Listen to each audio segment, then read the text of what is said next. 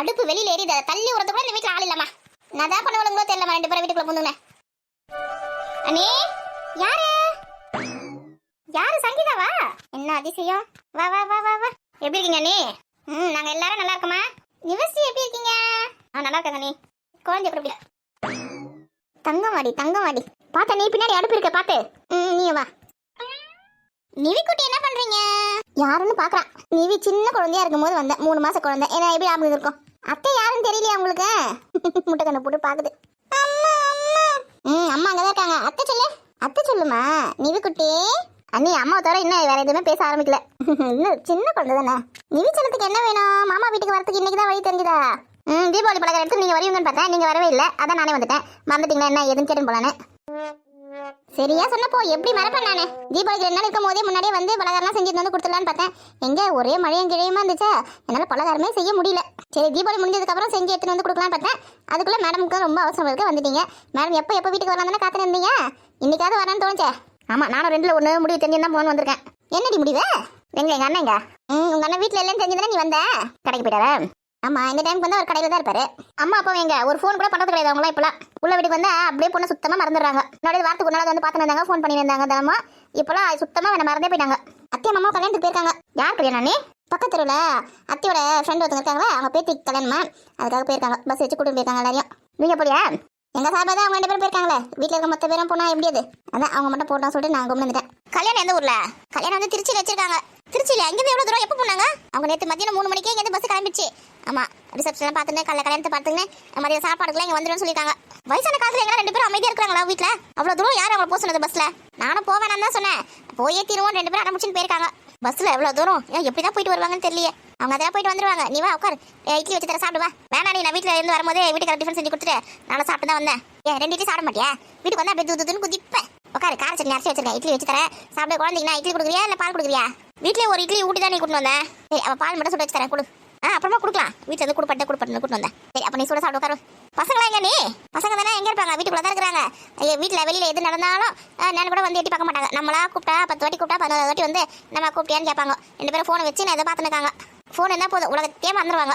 சரி பசங்க திட்ட ஆரம்பிச்சிட்டிங்களா? திட்டாதீங்க. வயசு பசங்க அப்படிதான் இருக்குங்க. நம்ம வயசு பசங்க ஒரு உலகத்தில் இல்லாத வயசு பசங்க. ஏன் நம்ம கூட தான் வயசு பசங்க இருந்தோம். இப்படியா இருந்தால் வெளியில் இவ்வளோ நேரம் பேசின்னு இருக்குமே. என்ன எது வந்து எட்டி பார்த்தாங்களா பத்தியா? என்ன நடக்குது ஏது நடக்குது எதை பற்றியுமே கவலை கிடையாது.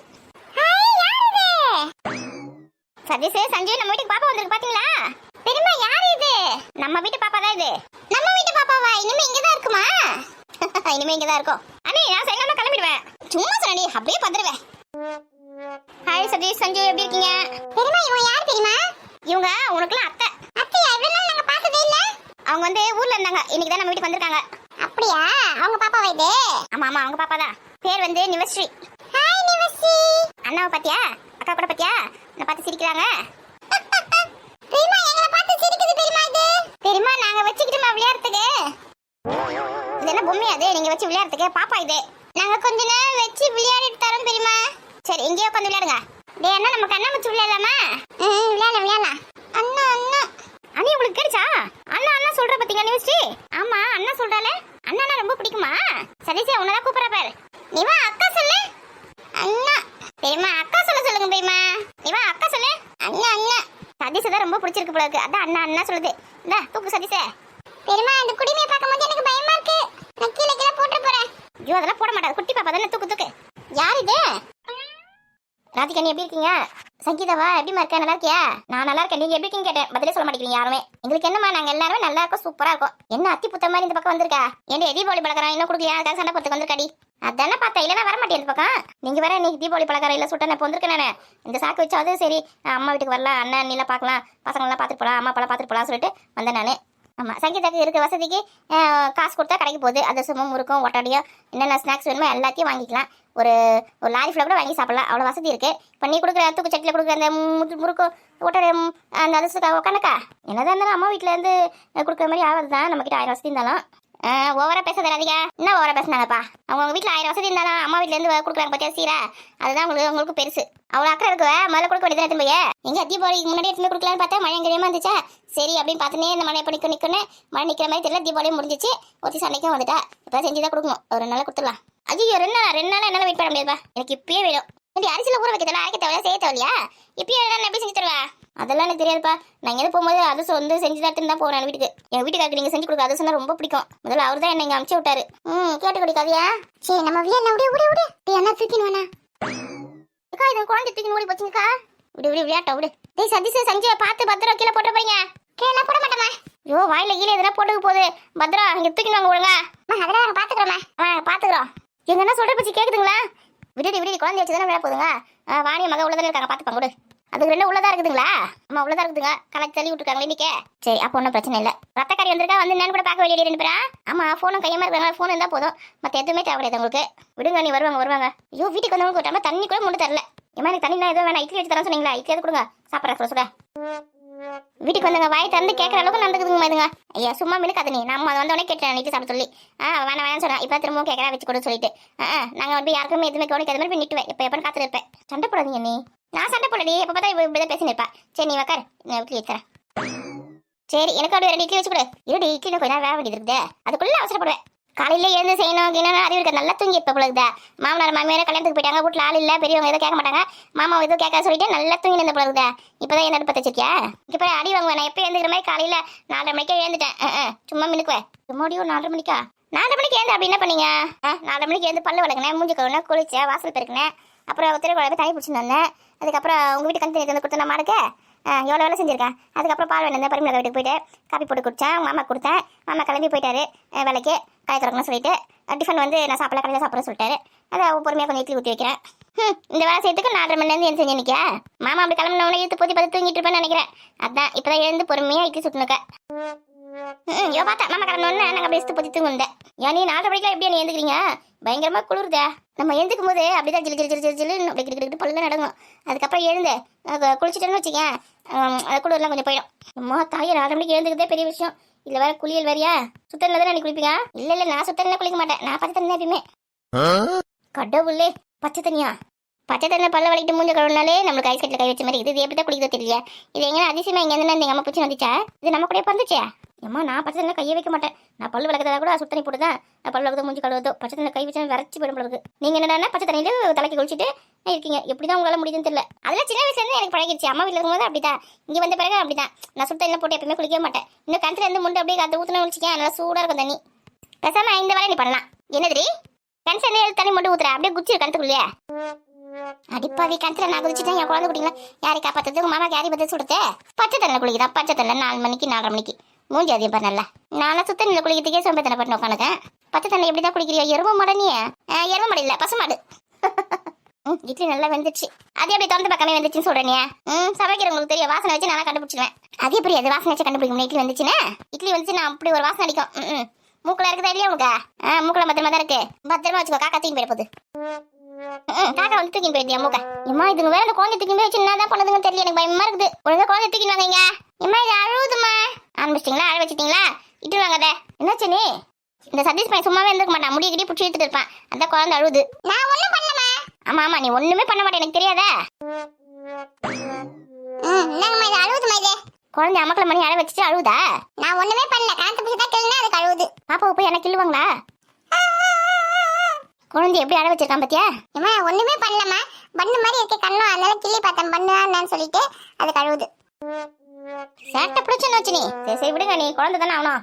அவன் எப்பவுமே இப்படிதான் வந்து தங்கச்சியை அழ வைப்பான். யார் கிடைச்சாலும் இது வந்து அழ வைக்கிறான் அவன். ஏய் பாப்பா நான் உன்னை அழ வச்சுனா?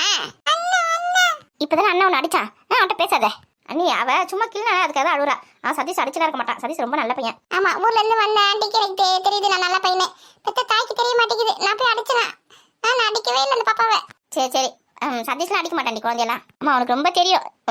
தங்கச்சி போட்டு என்ன அடி அடிக்கணும் ஒரு நாளைக்கு. அதுக்குதான் ஆரம்பத்துல எங்க தூக்கின்னு போவாதான்னு சொன்னேன் நான். பாரு சின்ன குழந்தைங்களும் அப்படிதான். அவன் வந்து அடிச்சான்னு சொல்ற. அவன் அண்ணான்னு சொல்லியிருக்கா. அண்ணா கிட்ட போனமா கொடு. நீ நான் லூசா நீ திரும்ப அவன்கிட்ட கொடுக்க சொல்ற அடிச்சு அழ வைக்கிறதுக்கா? அண்ணி அவன் அடிக்கலாம் மாட்டான், கொடுங்க. குழந்தைங்கன்னா அப்படி இருக்கோம். குடுடி அவன்கிட்ட. வேணா அது அங்கே இருக்கட்டும், சும்மா தொட்டலே அழுவுது. நீ தொட்டலாம் இருக்க மாட்டேன், குடிமையை பிடிச்சி இழுத்துருப்ப, எனக்கு நல்லா தெரியும். ஐயோ பார்த்த மாதிரியே சொல்றாங்களே.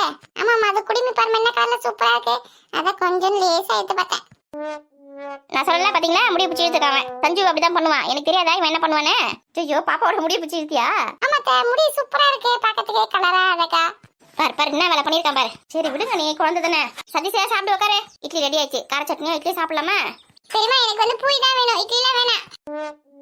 கொழுப்பு பத்தியா இதெல்லாம் உனக்கு செஞ்சு தராங்க சாப்பிடலாம் இல்லாம பூரி வேணுமா பூரியே பூரி தானே இன்னைக்கு ரேஷன்ல வந்து கோதுமை போடுவாங்களா பெருமா போய் வாங்கி வந்து உனக்கு வந்து சாயங்காலமா பூரி செஞ்சு தரேன் இப்போ இட்லி சாப்பிடுனா சரி பெரியமா ஆனா நீ தான் அவனுக்கு செல்லம் கொடுத்து கெடுக்கிறது இதே மாதிரி கெடுக்காத ஏண்டியா குழந்தை ஆசைப்பட்டு பூரி கேக்குது அதுக்குள்ள ஒரு செஞ்சு தர முடியாதா பெரியமா வேணாம் அம்மா செஞ்சா நல்லாவே இருக்காது நீங்க செஞ்சு கொடுங்க நீங்க செஞ்சு கொடுத்தா சூப்பரா இருக்கும்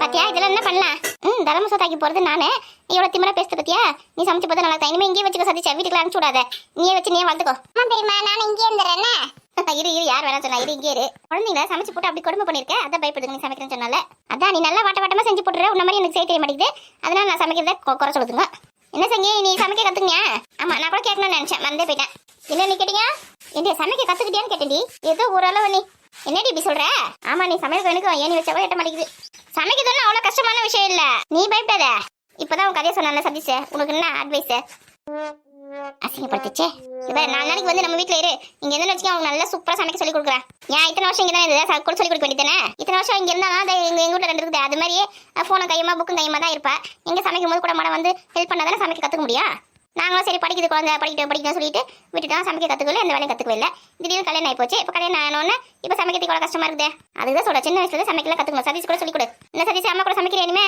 ஐயோ வேணாப்பா ஏண்டா வெங்காயம் இருக்கும் போதே கண்ணி ஏறிட்டு அப்பயே நான் ஓடி போயிடுவேன் சச்சோ அப்படிலாம் சொல்லக்கூடாதுப்பா கத்துக்கணும்ல அது ஒரு கலை தானே ஆய கலைகள் 64 சமைக்கிறது கூட ஒரு கலை தான் பார்க்கலாம் எங்க அம்மா சமைக்கிறத பார்த்தா கூட சீக்கிரத்தில் நான் தான் சமைக்க ஆரம்பிக்கணும் போல இருக்குது அப்பதான் நல்லா சாப்பாடு சாப்பிட முடியும் வீட்டில் கத்துக்கிறேன் நானும் பெருமை கிட்ட வந்தா காசு கத்துக்கணும் ஏக்கா பேச பண்ணி ஒரு போர்டு போட்டு வெளியில இங்கே சமையல் கற்று தரப்படும் அப்படின்னு சொல்லிட்டு ஊர்ல இருக்க எல்லாரும் வந்து உங்களோட சமைக்க கத்துக்கிட்டோம் நல்ல காசு வரும் உனக்கு ஆமா அது கூட ஒரு நல்ல பிசினஸ் தானே முதல்ல எனக்கு சொல்லி கொடுங்க அப்புறம் ஊர்ல இருக்க சொல்லி தருவீங்க ஆமா முதல்ல வீட்டில் இருக்கவங்க சொல்லி தரனால 4 நாள் இங்கே உங்க வீட்டுக்கு ஃபோன் பண்ணி சொல்லிட்டு நான் 4 நாள் கழிச்சு தான் வருவேன் அப்படின்னு சொல்லிட்டு ஏன்னு கேட்டேன்னா உங்களுக்கு சூப்பராக சமைச்சு போறதுக்கு தான் நான் இப்போ கத்துக்கிட்டு இருக்கேன் நான் கத்துக்கு வரேன் அப்படின்னு சொல்லி உங்க வீட்டுக்கு ரொம்ப சந்தோஷப்படுவார் அவர் 4 நாள் 4 மாசம் கூட இந்த நல்ல சமையல் கத்துக்கலாமா தான் சொல்லுவாரு அவ்வளவு மோசமா சமைச்சு போட்டு வீட்டுக்கார கூட பண்ணிருக்கேமா ஏன்டி அப்படி சொல்ற ஆமா நீ தினமும் இட்லி மட்டும் நல்லா வந்தது இட்லி சட்னி மட்டும் மற்ற எதுவுமே சரியா வர மாட்டேங்குது அதனால தினமும் ஒரு ஆஃபீஸ்ல சாப்பிட்டுதாரு ஆஃபீஸ்ல கேண்டீன் இருக்குல்ல அங்கேயே சாப்பிட்டுதாரு சண்டே மட்டும் லீவ் இல்ல அப்ப மட்டும் ஏதாவது வாங்கி வந்து கொடுப்பாரு சிக்கன் மட்டன் மீன் ஏதாவது வாங்கி வந்து கொடுத்து செய்ய சொல்லுவாரு அன்னைக்கு எனக்கு சரியா செய்ய தெரிய மாட்டேங்குது என் மாமியார் இருந்தா எனக்கு அவங்க செஞ்சிருவாங்க அதை திட்டிட்டு தான் செய்வாங்க இவெல்லாம் இதுக்கு தண்டத்துக்கு கல்யாணம் பண்ணி கூட்டு வந்து வச்சிருக்கான்னு தெரியல நம்ம உயிர் போதே சொல்லிட்டு அவரை பார்க்கறதுக்கு எனக்கு பாவமா இருக்குது அதுக்குதான் சமைக்க கத்துக்குது சொன்னா கஷ்டமா இருக்கு உங்களுக்கு நான் வேணா தினமும் காலையில ஒரு ஆஃபீஸ் போனதுக்கு அப்புறம் இங்க வரேன் நீங்க மதியம் சமைப்பீங்களா அப்ப எனக்கு சொல்லி கொடுங்க இது கூட நல்ல ஐடியா இருக்குதே ஆமா பாவம் மனுஷன் நாக்கில செத்து போய் கிடக்குது அவருக்கு நல்லா சாப்பாடா செஞ்சு போடணும் இன்னைக்கு மதியானம் கூட அவர் கண்ணு சாப்பிடுவாரு ரொம்ப கொடுமை